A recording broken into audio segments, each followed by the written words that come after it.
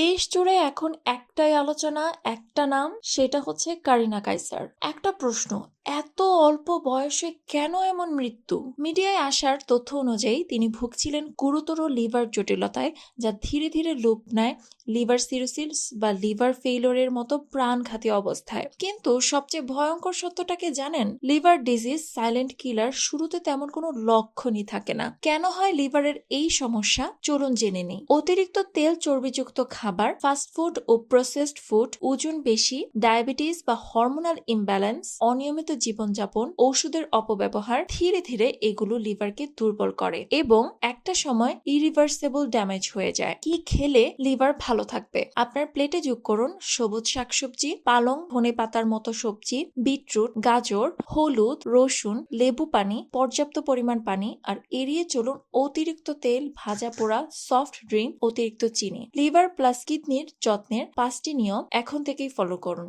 বছরে অন্তত একবার হেলথ চেক আপ। ওজন নিয়ন্ত্রণে রাখুন। প্রতিদিন 30 মিনিট হাঁটুন। পর্যাপ্ত পরিমাণ ঘুম, পানি দিনে 2 থেকে 3 লিটার। শেষ কথা, কারিনা কাইসারের মৃত্যু শুধু একটি খবর নয়, এইটা একটা আয়না যেখানে আমরা নিজেদেরকেই অবহেলা করতে দেখি। আমরা ভাবি সময় আছে, কিন্তু শরীর সবসময় অপেক্ষা করে না।